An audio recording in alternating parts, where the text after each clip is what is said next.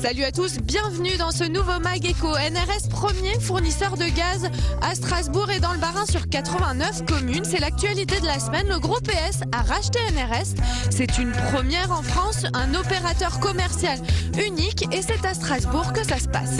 À domicile, c'est un service à la personne malade, handicapée ou encore personnes âgées. Il faut savoir qu'il y a 6 millions de ménages en France demandeurs. C'est un secteur porteur, vous allez le voir. Mais avant tout ça, on parle économie solidaire. Il n'y a pas que les grosses entreprises qui créent le dynamisme économique dans la région. Citélab est un service d'orientation à la création d'entreprises. Les talents, les motivations, ils les trouvent dans les quartiers populaires lors de cafés, de création de projets comme celui-ci. Vous êtes animateur Citélab. Alors on vous dérange lors d'une réunion. Vous êtes en plein projet là. Est-ce que vous pouvez m'expliquer les démarches? Donc aujourd'hui nous sommes dans ce que nous appelons un café à projet. Donc nous organisons régulièrement des tables rondes où les porteurs de projets de création d'entreprise viennent et posent leurs questions, leurs envies, leurs doutes. Alors ces personnes qui viennent de quartiers populaires sont souvent soit en marge de la société ou touchent le RSA, le chômage. Comment se crée le lien entre la cité et vous? D'une part, notre action en direction des quartiers et par le biais également de tous les acteurs qui sont déjà présents sur les quartiers, donc les centres socioculturels, les équipes de prévention, les assistantes sociales et toutes les associations, les missions locales, toutes les associations qui participent à l'animation des quartiers. Ok, alors depuis 1 an et demi, il y a environ 250 projets qui ont été lancés. Ce sont des personnes souvent sont en marge de la société ou alors qui touchent le chômage, le RSA. Est-ce qu'il y a aussi un suivi vers l'aide au logement ou l'aide d'autres aides finalement que celle du projet d'entreprise? Il y a effectivement toute la problématique liée à la création de l'entreprise, mais aussi il faut gérer tous les autres aspects liés à la vie du porteur de projet, c'est-à-dire les problèmes de logement, les problèmes d'argent, d'endettement parfois. Et donc c'est tous ces problèmes-là qu'il faut résoudre. Et parfois la création d'entreprise est la solution à l'ensemble de tous ces problèmes parce que le porteur de projet est remis dans une nouvelle dynamique beaucoup plus positive que simplement aller voir tel ou tel organisme social. Si on parle purement économie, est-ce que c'est viable pour ces personnes? À quel moment ils arrivent à toucher un vrai salaire? Alors comment dirais-je, les ressources acquises par le porteur de projet vont dépendre en fait du type de projet. Les projets, on va dire, de nature service permettent de générer souvent des ressources beaucoup plus rapidement et en plus il y a l'investissement est relativement faible.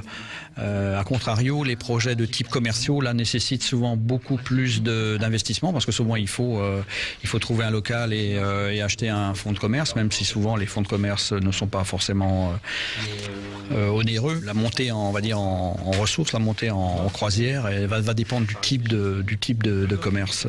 Les commerces alimentaires généralement là, ça va plus vite. Les commerces, on va dire de type esthétique, ça met beaucoup plus de temps. Est-ce que vous êtes un peu un système anti-crise? Alors, sommes-nous un système anti-crise? Alors, je ne sais pas si nous sommes un système anti-crise.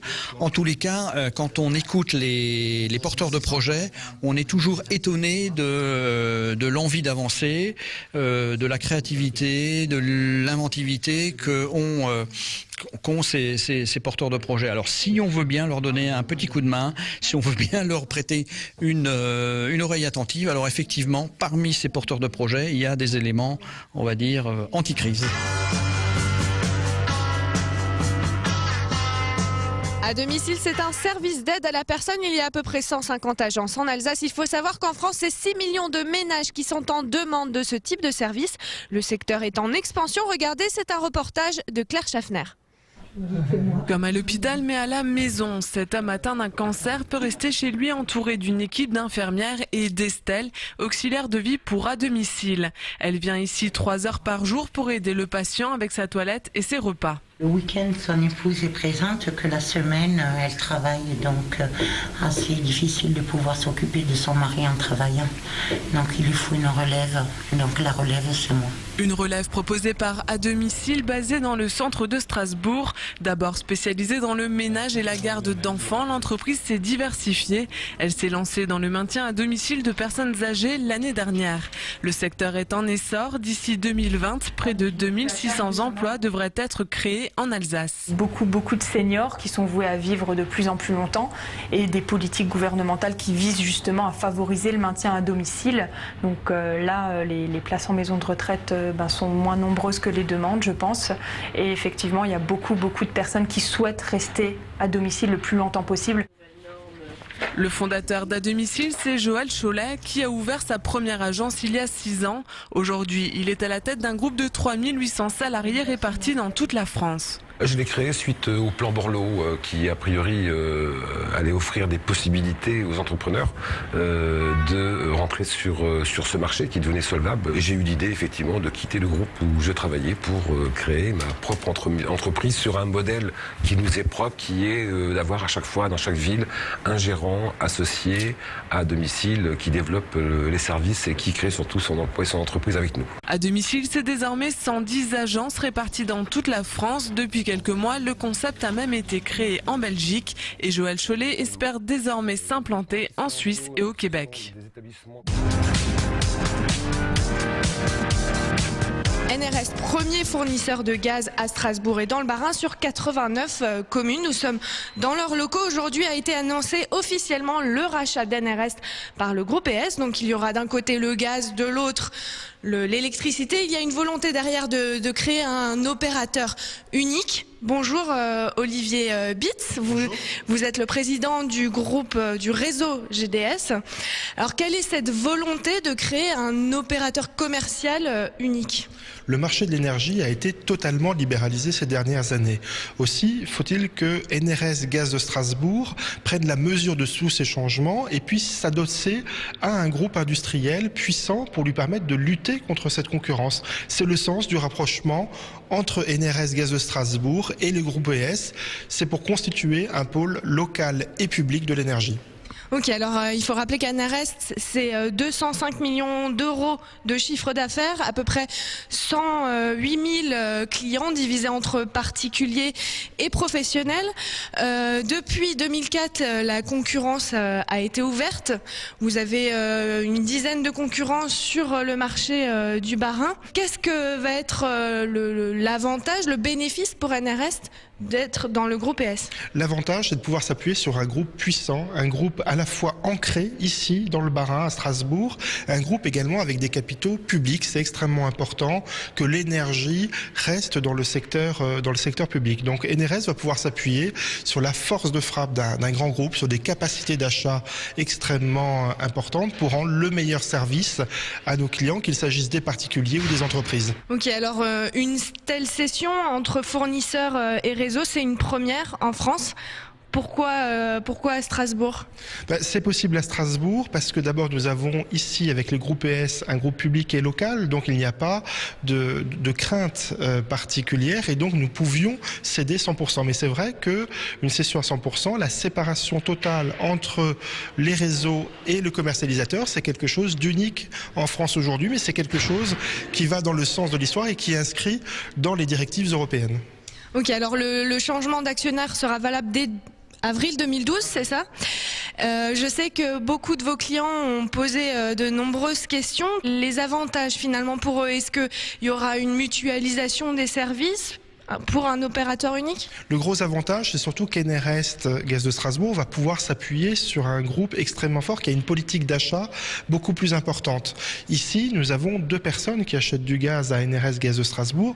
C'est largement insuffisant pour optimiser nos capacités d'achat, puisque plus le prix à l'achat est bas, plus nous pouvons fournir un tarif bas à nos clients. Donc le principal avantage pour la clientèle d'NRS Gaz de Strasbourg, c'est qu'à terme, effectivement, grâce à une meilleure capacité d'achat, il y ait des prix de vente qui soient compétitifs. Alors pour la ville, ce rachat va représenter 60 millions d'euros, c'est ça? Où va aller cet argent? Effectivement, ces 60 millions d'euros vont arriver dans les caisses de la ville de Strasbourg, ce qui nous permettra d'une part de ne pas augmenter les impôts. Vous savez que Roland Ries s'est engagé pour que les impôts locaux n'augmentent pas, les impôts locaux de la ville n'augmentent pas à Strasbourg. Donc c'est un engagement qui est tenu depuis 2008, qui continuera à être tenu. Et parallèlement, cette arrivée d'argent permettra de moins emprunter. On sait bien qu'aujourd'hui, le recours à l'emprunt est extrêmement difficile pour les collectivités. Nous sommes en période de crise, donc ça permettra de moins endetter la ville tout en réalisant les investissements indispensables à notre vie commune.